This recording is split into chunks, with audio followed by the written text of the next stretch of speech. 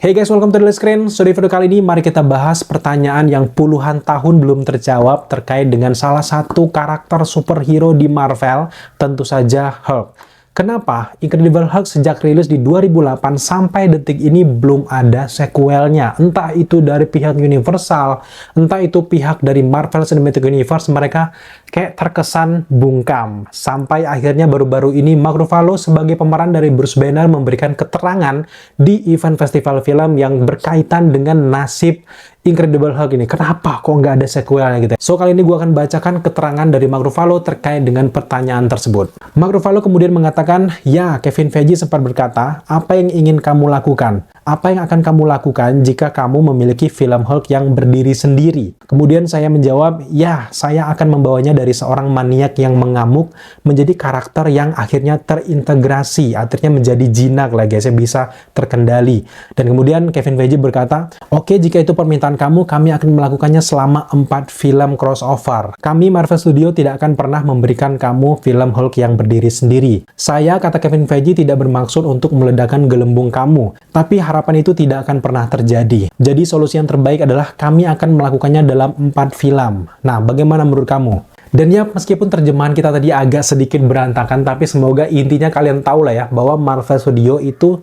untuk saat ini tidak mungkin membuat film solo Incredible Hulk atau sequelnya atau solo dari Hulk. Seperti yang sudah kita singgung tadi, salah satu faktornya memang terkait dengan hak cipta.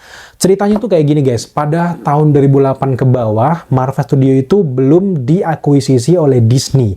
Marvel Studio pada saat itu masih menjadi PH independen, dan akhirnya sebagai PH independen mereka ini harus mencari rumah produksi yang sekelas Sony, mungkin sekelas Universal Pictures, sekelas Lionsgate misalnya. Mereka harus menggait rumah produksi yang punya hak untuk penyebaran di seluruh dunia. Akhirnya untuk karakter Hulk ini terpilihlah si Universal Pictures ini. Setelah deal-dealan tersebut, akhirnya Universal Pictures ini menyetujui bahwa mereka akan menyebarkan film Hulk, tapi memang biaya produksi, pembuatan itu memang sepenuhnya Marvel yang punya, mereka yang membiayai itu. Tapi memang dalam penyebaran kayak pakai jasa lah kayak gitu guys. Tapi memang pada prosesnya, sejak disebarkannya ataupun dibuatnya film Hulk ini, Universal Pictures itu punya hak penyebarannya. Jadi sampai sekarang mereka masih pegang hak cipta itu guys. Memang untuk karakter Hulk-nya kenapa sering kita lihat digunakan di Marvel sejauh ini, karena memang itu punyanya Marvel sepenuhnya, punya Disney sepenuhnya. Tapi untuk penyebaran film solo yang bintang utamanya adalah Hulk ini, Bruce Banner, itu mereka belum bisa karena masih dipegang oleh Universal Pictures ini guys. Jadi ya nggak bisa kemana-mana. Makanya sampai detik ini karakter Hulk itu tetap menjadi karakter pendukung yang tidak boleh menonjol, paling menonjol di dalam filmnya. Makanya kita lihat di film The Avengers, dia selalu digambarkan kayak profesor yang melarikan diri, kayak bersembunyi, nggak lebih menonjol daripada Captain America. Dan intinya adalah dia memang didesain di Marvel itu sebagai pemain pendukung secara tidak sengaja, karena memang akibat hak cipta ini guys. Jadi memang di tahun-tahun 90-an memang hal itu kan sering banget muncul, bahkan dia itu juga disandingkan sama Thor, terkenal banget gitu guys. Meskipun filmnya rata-rata emang jelek-jelek, tapi famous ataupun terkenalnya itu fansnya tuh masih tetap ada gitu. Tapi akibat hak cipta inilah akhirnya tektokan antara Disney dan juga Universal Pictures ini nggak bisa membuat film solonya sendiri gitu ya. Bisa aja pada saat itu gue lihat beberapa artikel gitu, Disney bisa aja meminta tolong kepada Universal Pictures untuk dibuatkan film solo dari hal ini, tapi Disney itu nggak mau memberikan ataupun memberikan biaya kepada pesaingnya gitu, menghidupi pesaingnya itu nggak mau. Jadi solusi terbaik dari Disney juga Marvel adalah membuat karakter Bruce Banner ini didesain untuk karakter pendukung saja, jadi tidak merusak perjanjian antara Marvel Studio dulu sebelum diakuisisi oleh Disney dan juga Universal Pictures. Jadi aman saja. Yang penting itu Bruce Banner-nya bukan pemeran utama, makanya dia bebas hadir di film The Avengers, nggak masalah. Nggak ada tuh masalah hukum yang terjadi kan. Kemudian juga hadir di Thor Ragnarok, meskipun menonjol di sana Bruce Banner, tapi tetap aja judulnya kan Thor Ragnarok, bukan Hulk Ragnarok gitu. Nah, kecuali memang mereka bakal buat World War Hulk misalnya. Nah, itu mulai agak kontradiksi gitu sebenarnya, meskipun masih bisa diakali ya. Kemudian juga yang terakhir, Kita lihat si Bruce Banner ini hadir di si Hulk Attorney at Law kan, nggak masalah karena itu pemeran utamanya si Hulk ini guys. Jadi itulah kiat Marvel agar dia bisa menghindari yang namanya perjanjian hukum ini guys. Jadi itulah alasannya kenapa si Hulk ini nggak ada film solonya. Meskipun memang andaikan Disney ini membeli perjanjian tersebut dari Universal Pictures, bisa aja, tapi kan udah telat banget gitu. Apakah laku gitu? Dulu memang sempat ada isu-isu bahwa Bruce Banner ini akan dinaikkan dari film solo, dan Disney mungkin udah ngitung-ngitung nggak dapet nih dananya itu. Akhirnya mereka memilih permintaan lainnya, yaitu Black Widow kan yang dijadikan film solo.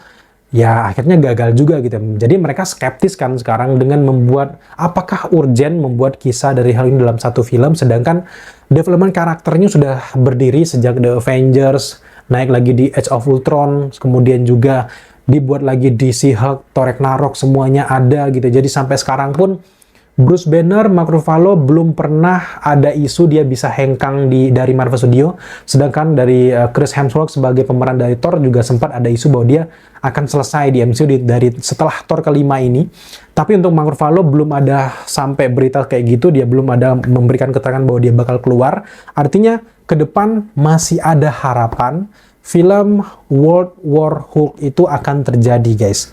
Karena memang sampai detik ini kalau kalian perhatikan, munculnya Bruce Banner itu sedikit-sedikit di film, akhirnya dia membimbing si Hulk ini, dan masa depan dari Hulk Bruce Banner ini ada di tangan si Hulk ini guys. Meskipun seriesnya gagal, menurut kita gagal gitu, tapi MCU masih punya rencana panjang terkait di si Hulk ini, nggak cuman di sini aja. Ini cuman perkenalan dari si Jennifer Walters saja. Nanti ke depan kita tahu sendiri bahwa General Ross masih ada, meskipun udah digantikan dengan aktor Harrison Ford di Captain America yang keempat. Jadi kita akan melihat bagaimana nantinya dia akan menjadi Red Hulk. Dunia dari Hulk ini udah terbentuk. Tinggal eksekusinya aja, nanti pada ujungnya akan bergabung semua hal ini, akan terjadi filmnya World War Hulk seperti yang ada di komiknya. Nggak membuat Bruce Banner sebagai bintang utama, bisa aja dikumpulkan banyak, bisa saja Jennifer Walters, bisa saja nanti Red Hulk, bisa saja gimana, pokoknya intinya ini adalah film crossover bersama, jadi aman dong, bisa terjadi. Jadi kesimpulannya jangan berkecil hati, masih ada kemungkinan karena Marvel masih panjang banget.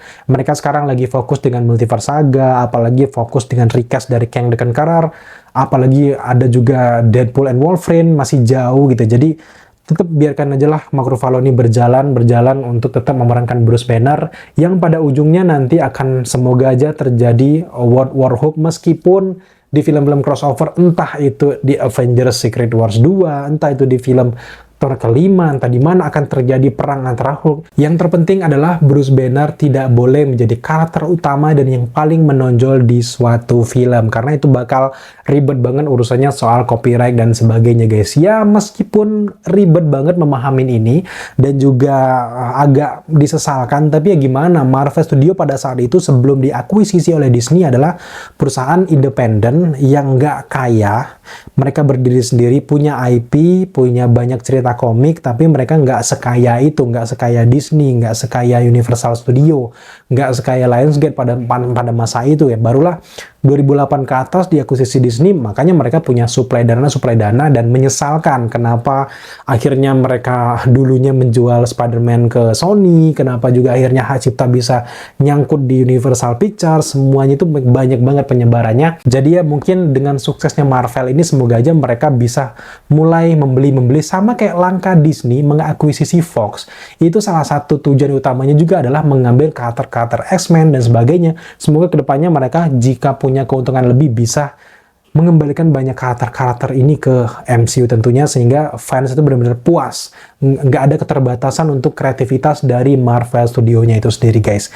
Oke guys, mungkin itu aja pembahasan kita kali ini, dan ini adalah pertanyaan yang udah lama banget nggak terjawab sebenarnya, sampai akhirnya Mark Ruffalo ini memberikan keterangan, dan akhirnya kita bisa menjawab dan juga mendiskusikan kepada kalian semuanya guys. So buat teman-teman yang mungkin punya pertanyaan menarik terkait dengan MCU, terkait dengan copyright, mungkin terkait dengan belakang layar MCU, silakan tanyakan di kolom komentar di bawah, atau kalian punya kritikan, masukan, silakan juga tambahkan masukan kalian di kolom komentar di bawah, dan kita akan baca satu persatu. Thank you teman-teman sudah menyaksikan video kali ini. Kalau kalian belum subscribe, bantu kita untuk subscribe agar channel ini cepat naik, dan kita akan semakin semangat untuk membuat video selanjutnya. Jangan lupa juga untuk like, komen, dan share, serta jangan lupa juga untuk nyalakan notifikasi agar kalian mengetahui apabila kita mengupload video setiap harinya.